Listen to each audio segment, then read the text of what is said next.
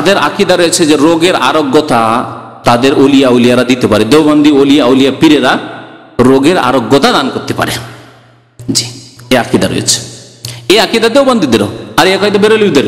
বেরেলভীরা খোলাখুলি বলে যে আমাদের ওলিয়া উলিয়া আব্দুল কাদের জিলানী, খাজা মঈনুদ্দিন চিশতি, নিজামউদ্দিন আউলিয়া, এরা ফুরফুরা অমুক তমুক, এরা আমাদের আরোগ্যতা দান করতে পারে। আর এই দেওবন্দীরা লুকিয়ে লুকিয়ে গোপনে গোপনে এসব আকীদা রাখে। আর এগুলিকে তারা বলে যে আমাদের ওলি আউলিয়াদের, দেওবন্দি হুজুরদের কেরামত, এগুলি হচ্ছে কেরামত। আগে আমি কেরামতের আলোচনা বলেছি, দেখেন কেরামত মানুষের এখতিয়ারে থাকে না। যেই ব্যক্তির হাত দিয়ে কেরামত হয় সেই ব্যক্তির এখতিয়ারে মোটেই থাকে না। কার এখতিয়ারে থাকে?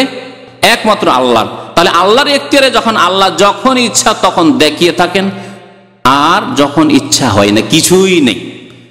আর অনেক সময় ওই ব্যক্তি একটু আগে জানতে পারেন যে হতে যাচ্ছে কিছু, আর না হলে জানতেও পারেন না।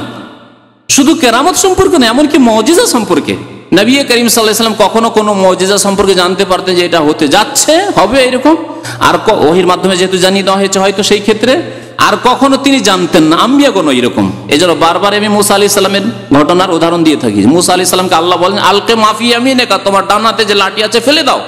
যখন ফেলে দিলেন তখন ফাইজা হুয়া সুবানুম মুবিন, ওয়াজাগর সাপে লাফ দিয়ে চলে আসছে।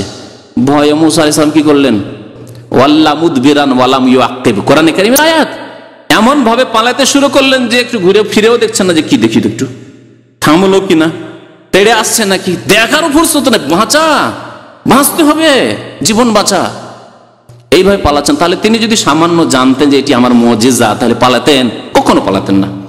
নবী করিম সাল্লাল্লাহু আলাইহি ওয়াসাল্লামের মুজিজার কথা দেখেন। নবী করিম সাল্লাল্লাহু আলাইহি ওয়াসাল্লাম কখনো অল্প পানিতে অনেক পানি হয়ে গেছে, অল্প খাবারে অনেক খাবার হয়ে গেছে, হয়েছে না? হয়েছে না? আবার কখনো পেটে পাথর বেঁধে, একটি দুটি তিনটি পর্যন্ত পাথর বেঁধে আছেন। তাহলে যদি নিজের হাতে খাবার পয়দা করা থাকতো আল্লাহর মতো, তাহলে খাবার পয়দা যে কোনো সময় করে নিতেন, অনাহারে কেন থাকতেন? এমন কোন ক্ষমতাবান যার হাতে ক্ষমতা আছে খাবার, সে না খেয়ে থাকবে নাকি? রোজা ছাড়া তো না খেয়ে থাকবে না। নবী করিম সাল্লাল্লাহু আলাইহি ওয়াসাল্লামের বাড়ি 1 মাস 2 মাস 3 মাস মা আয়েশা রাদিয়াল্লাহু তাআলা আনহা পর্যন্ত একটানা 3 মাস ধরে মা ইউকাদু নারান, বাড়িতে আগুন জ্বলতো না, চুলা জ্বালাবার ব্যবস্থা থাকতো না। তাহলে যার মুজিজাতে অল্প খাবার, 1 কিলো 2 কিলো আটা রয়েছে, আটা রুটি রয়েছে, আর 300-400 লোক খেয়ে নিলেন কোনো কোনো ঘটনায়। আবার কখনো মাসকে মাস 3 মাস চলে যাচ্ছে, একটা না বাড়িতে কিছুই নেই। জিজ্ঞাসা করছেন মা আয়েশাকে অন্যান্য মহিলারা, সাহাবিয়াতরা, যে তাহলে আপনারা কি খেয়ে বাঁচতেন? তিনি বলছেন যে মাইয়া ইল্লাল আসওয়াদান, দুটি জিনিস বাড়িতে থাকতো, একটা হচ্ছে আল মা ওয়া তামারু, খেজুর থাকতো, 2-3টা খেজুর নিয়ে নিতাম আর তার উপরে একটু পানি খেয়ে নিতাম। এইভাবে দিনের উপর দিন, মাসের উপর মাস চলে যেত। আল্লাহু আকবার। তাহলে মুজিজা নিজের ক্ষমতায় থাকলেন। নবী সাল্লাল্লাহু আলাইহি ওয়াসাল্লাম নিজে তো অনাহারে থাকতেন, বিবিদেরকে অনাহারে রাখতেন, ছেলে মেয়েদেরকে অনাহারে রাখতেন? কখনো না।